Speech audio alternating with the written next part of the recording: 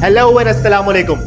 अगर आप Dubai real estate market में इन्वेस्ट करना चाहते हो, चाहे आप फर्स्ट टाइम बायर हो या सीरियस इन्वेस्टर, और आप सोच रहे हो कि इन्वेस्टमेंट स्टार्ट किया जाए, तो एक गलती सारे इन्वेस्टर हमेशा करते हैं कि वो प्रोजेक्ट या प्राइस प्लान देख के डिसीजन ले लेते हैं। ब्रोशर अच्छा लगा, पेमेंट प्लान अच्छा लगा तो डिसीजन हो गया।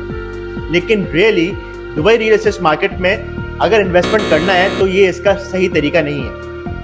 दुबई रियल एस्टेट मार्केट के रियल फाउंडेशन होता है कि दुबई के लोकेशन को समझना, सिटी के ग्रोथ को देखना कि सिटी कहां से स्टार्ट हुई थी और कहां पे जाएगी, आज कहां स्टैंड करती है, और अगले 10 से 20 सालों में दुबई की और पूरे यूएई की डायरेक्शंस क्या होगी। इस अंडरस्टैंडिंग की वजह से कुछ लोग सेम बजट में एवरेज रिटर्न ले लेते हैं और कुछ लोग अच्छी खासी इन्वेस्टमेंट करके भी रिटर्न नहीं कमा पाते। लेकिन ये ऐसा डिफरेंस क्यों है?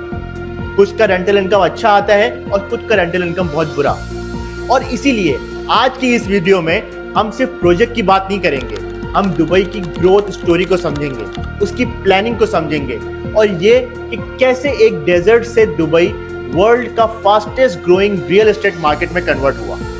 स्टेप बाय स्टेप समझेंगे कि कैसे इस दुबई की स्टोरी काम कर रही है। क्योंकि जब तक दुबई की ग्रोथ को आप समझेंगे नहीं, तब तक आप दुबई के मैप को सही तरीके से समझ ही नहीं सकते कि दुबई में नए प्रोजेक्ट्स किस किस जगह के ऊपर आ रहे हैं। और बिना कुछ समझे की गई इन्वेस्टमेंट सिर्फ लक पे ही काम करती है, लॉजिक पे नहीं।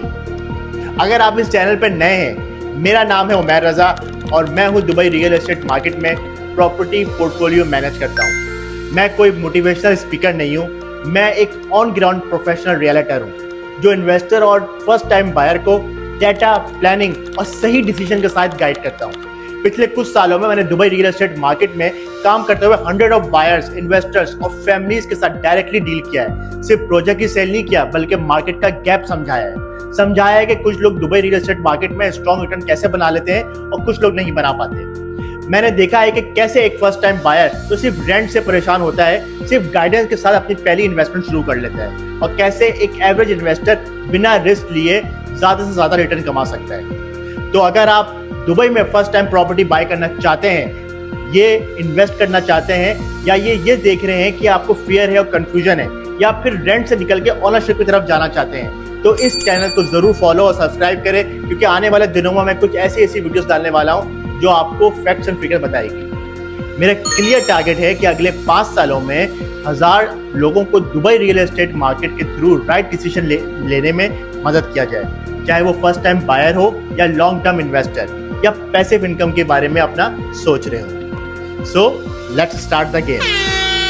दुबई की जर्नी स्टार्ट करने से पहले दुबई के मैप को समझना पड़ेगा, और दुबई के मैप को समझने से पहले ये समझना बहुत ज्यादा जरूरी है कि दुबई ने इतनी तेजी से आखिर कंट्रोल ग्रोथ की कैसे इसने टारगेट अपना अचीव किया। क्योंकि रियल एस्टेट में पैसा सिर्फ प्रॉपर्टी में नहीं, बल्कि प्लानिंग और टाइमिंग में बनता है। 2002 दुबई के लिए एक टर्निंग पॉइंट था। इस साल दुबई ने फ्री होल्ड प्रॉपर्टी का लॉ इंट्रोड्यूस किया, मतलब पहली दफा फॉरेन इन्वेस्टर को लीगली प्रॉपर्टी ओन करने का हक मिला। उस वक्त दुबई ने कोई ग्लोबल हब नहीं था, ना कोई ऐसा जैसा आज की स्काईलाइन नजर आती है। अगर आप हिस्टोरिक डाटा देखें और दुबई के पुराने मैप्स देखें तो उसमें आपको साफ नजर आएगा कि दुबई सिर्फ डेरा और बड़ दुबई तक ही लिमिटेड था। शेख जायद रोड के आसपास सिर्फ कुछ ही बिल्डिंग्स थी। Marina, downtown, Palm Jumeirah exist ही नहीं करते थे। पॉपुलेशन अराउंड 8 लाख 9 लाख लोगों तक महदूद थी। पूरी इकोनॉमी एक्टिविटी सिर्फ और सिर्फ नॉर्थ साइड तक महदूद थी। उस वक्त दुबई का रोज ज्यादातर trading hub, ports, regional business stop over, इन सब के ऊपर मुनहसर करता था। लेकिन आज 2025 के अंदर दुबई की पॉपुलेशन ऑलमोस्ट 3.6 मिलियन क्रॉस कर चुकी है, और गवर्नमेंट का ऑफिशियल टारगेट है कि इसको 6 मिलियन तक क्रॉस कराना है 2040 तक। दुबई के पास 200 प्लस नेशनलिटीज रहती हैं। इसके पास वर्ल्ड बिजिएस्ट इंटरनेशनल एयरपोर्ट है। टॉप 5 ग्लोबल सिटीज एक्सपर्ट्स और बिजनेस के लिए शुमार होता है। रियल एस्टेट की मार्केट 2 ट्रिलियन के करीब जाके पहुंच चुकी है। सिर्फ पॉपुलेशन ही नहीं, दुबई ने infrastructure, transport, tourism, business, lifestyle, सब कुछ इसके अंदर पैरेलल ग्रो हुआ है। सबसे इंपॉर्टेंट है कंपैरिजन इन्वेस्टर्स के लिए कि दुबई ने सिर्फ 22 सालों के अंदर वो भी अर्बन डेवलपमेंट और इंफ्रास्ट्रक्चर अचीव किया जो लंदन जैसे बड़े सिटीज ने 100 सालों में जाके अचीव किया।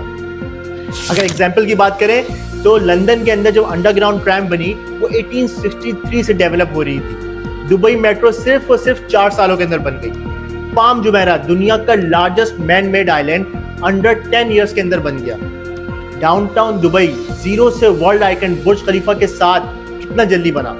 ये ग्रोथ रैंडम नहीं थी, ये सब master plan, government driven, investors friendly होने का नतीजा है। इसलिए दुबई रियल एस्टेट के अंदर अर्ली इन्वेस्टर्स ने 3 to 6x तक कैपिटल एप्रिसिएशन देखी है। रेंटल ईल्ड 6 to 9% एवरेज आती है, जो कि ग्लोबल सिटीज में के मुकाबले में कहीं ज्यादा है। ऑफ प्लान बायर्स जो हैं एंट्री लोअर प्राइस पर करते हैं और अच्छा खासा कैपिटल एप्रिसिएशन कमाते हैं। और सबसे इंपॉर्टेंट बात है कि दुबई की ग्रोथ जो है अभी भी मिड साइकिल में है, ये अभी एंड पे नहीं पहुंची है। Investor and first time buyer के लिए बात करें तो उनके लेसन है कि अगर आप सिर्फ मैप देख के और लोकेशन देख के आप करोगे तो ही आप अच्छी एप्रिसिएशन कमा सकते हो। दुबई का मैप समझने के लिए का मतलब ये नहीं है कि फ्यूचर पॉपुलेशन और कॉरिडोर को समझ लिया, गवर्नमेंट के एक्सपेंशन को समझना है, इसके जोन्स को आइडेंटिफाई करना है, इंफ्रास्ट्रक्चर के साथ किस तरह मूव हो रहा है दुबई, इसको देखना है। इसी अंडरस्टैंडिंग की वजह से कुछ लोग सेम बजट में एवरेज डील करते हैं और कुछ लोग सेम बजट में फ्यूचर ग्रोथ सिक्योर नहीं कर पाते।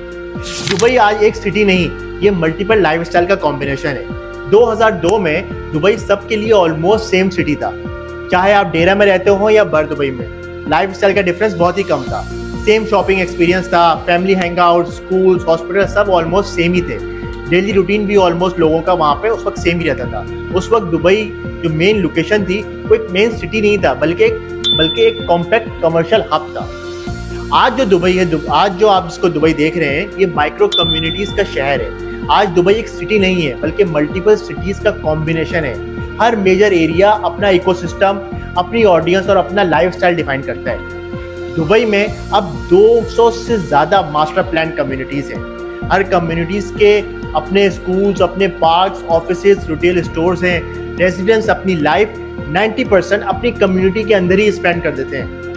यही वजह है कि दुबई को आज 15 मिनट सिटी मॉडल के तौर पर जाना जाता है। लाइफ, वर्क, प्ले, कम्युनिटीज के नाम से जाना जाता है आज के इस शहर को। अगर आप दुबई के लाइफस्टाइल की बात करें कि इन्वेस्टर के लिए सबसे ज्यादा इंपॉर्टेंट क्या है, तो दुबई के डिफरेंट एरियाज में रहने वाले लोग कंप्लीटली डिफरेंट लाइफस्टाइल महसूस करते हैं और ये डिफरेंट रेंट, डिमांड और रीसेल डायरेक्टली इफेक्ट करता है उन इन्वेस्टर्स को। एग्जाम्पल के तौर पे अगर बात करें दुबई मरीना की, अगर आप हिसाब से लेकर तो वहाँ पे young professional high rental return मिलता है। डाउनटाउन की बात करें तो लग्जरी लाइफस्टाइल मिलता है, प्रीमियम शॉर्ट टर्म रेंटल मिलता है। दुबई हिल्स स्टेट की बात करें तो वहाँ पे फैमिलीज रहती हैं, एंड यूजर्स रहते हैं, लॉन्ग टर्म स्टेबिलिटी मिलती है वहाँ पे। जेवीसी की बात करें तो वहाँ पे आपको अफोर्डेबिलिटी मिल जाती है, हाई यील्ड कम्युनिटी है वो। इसी तरह अगर मैं अपनी पर्सनल एग्जांपल भी दूं, मैं अपनी पर्सनल एग्जांपल अगर की बात करूं तो जब मैं प्रोडक्शन सिटी में रहता था तो मेरा डेली कम्यूट रहता था दुबई हिल्स मॉल की तरफ। रूटीन कार बेसिस के ऊपर वहाँ पे आना जाना रहता था, अफोर्डेबल लिविंग थी, रेंटल ड्रिवन एरियाज थे। लेकिन आज मैं रहता हूँ अगर क्रीक हार्बर के ऊपर, तो मेरा डेली जो कम्यूट होगा वो फेस्टिवल सिटी मॉल की तरफ होगा। वाटर फ्रंट वॉक होगा, ओपन स्पेसेस होंगे, फैमिली फोकस्ड लाइफस्टाइल होगा, स्कूल डिफरेंट होंगे, पार्क डिफरेंट होंगे और सब जो प्लान होगा वो सब प्लान इकोसिस्टम का हिस्सा है। सेम सिटी है लेकिन daily routine, commute, social life, schools सब डिफरेंट हो चुके हैं।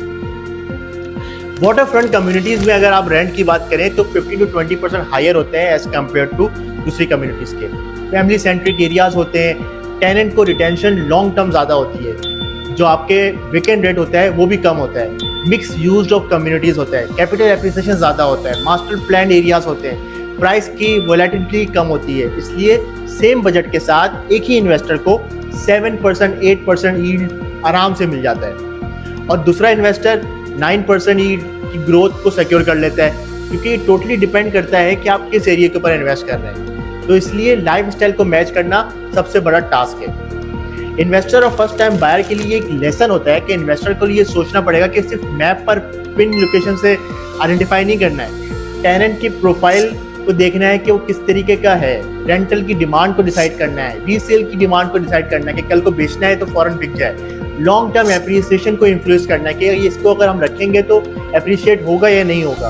और फर्स्ट टाइम बायर के लिए school access, commute time, community की वाइब कि कैसी कम्युनिटी है, फ्यूचर लिवेबिलिटी, मींस आगे आने वाले टाइम में कितनी डेवलपमेंट हो रही है इस इलाके में, ये सब प्रॉपर्टी प्राइसेस से ज्यादा इंपॉर्टेंट है। ये सब होगा तो प्राइस अप्रिशिएट करेगी, अच्छा रेंटल इनकम आएगा। सो दुबई जो है आज one size fits all city नहीं है। एक्चुअली यहाँ हर एरिया अपनी स्टोरी डिफाइन करता है, अपनी लाइफस्टाइल देता है, अपना इन्वेस्टर लॉजिक देता है कि यहाँ किस जगह पे आपको इन्वेस्ट करना है और किस जगह से आपको रेंटल इनकम लेना है।